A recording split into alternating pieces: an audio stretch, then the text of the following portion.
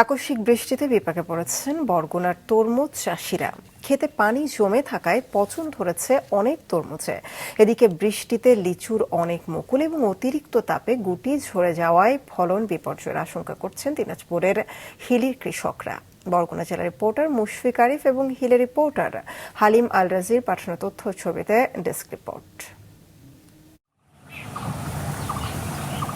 লতাকাটা গ্রামের প্রায় 1.5 একর জমিতে তরমুজ চাষ করেছিলেন নূর মোহাম্মদ মোল্লা, কিন্তু গেল সপ্তাহে বরগুনায় 2 দিনের বৃষ্টিতে খেতে পানি জমে নষ্ট হয়েছে অনেক তরমুজ।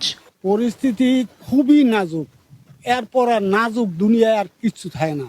এর মতন বিপদ যেখানে এই কোলা থেকে অন্তত কোটি কোটি টাকা মানুষ ইনভেস্ট করতো, পোলা বাইয়ার ল্যান্ড পড়ানোর খরচ চালাইতো, সব ফ্যামিলি খরচ চালাইতো।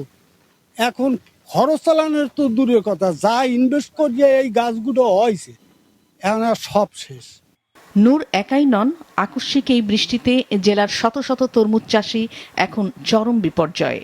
তার উপর ডিজেল সংকটে ট্রাক ও নৌযান চলাচল ব্যাহত হওয়ায় দেশের বিভিন্ন জেলায় তরমুজ সরবরাহে কৃষকরা পড়ছেন আরও বিপাকে। মুষলধারে বৃষ্টি পড়ছে, আমাদের ডিজেল হাও সংকট, আমরা হাতে হিসিয়া কোদাল মারিয়া পানি কম হিসিয়া আর পারতেছি না। ক্ষেতের যত ভেট সব ভাসে যাইতে আছে, বৃষ্টির কারণে পাইকার আইতে আছে না। আর তেলের সংখ্যা খুব আমাকে সমস্যা, লস হবে প্রায় 1 থেকে 1.5-2 লাখ টাকা কানিতে লস হবে।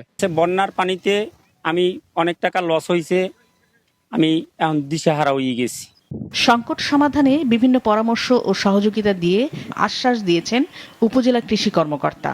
ক্ষয়ক্ষতি এখনো যে পরিমাণ বৃষ্টিপাত হয়েছে এখনো বলাটা মুশকিল। প্রাথমিকভাবে আমাদের তরমুজের কিছু জমিতে আমরা ধারণা করতেছি যে কিছু ক্ষয়ক্ষতি এখানে হতে পারে। এদিকে হঠাৎ বৃষ্টিতে দিনাজপুরের হিলিতে ঝরে গেছে লিচুর অনেক মুকুল। এছাড়া গত কয়েকদিনে তাপ প্রবাহ বাড়ায় ক্ষতিগ্রস্ত হয়েছে লিচুর গুটিও।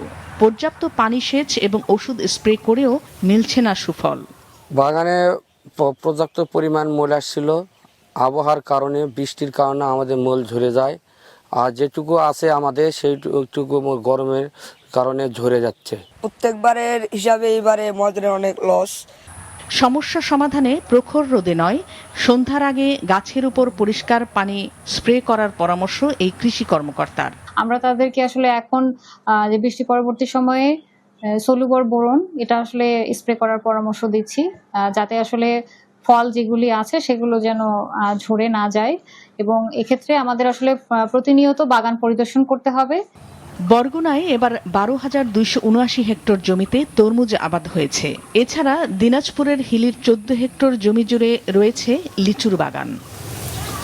নাদিয়া আফরিন, মাছরাঙা নিউজ ডেস্ক।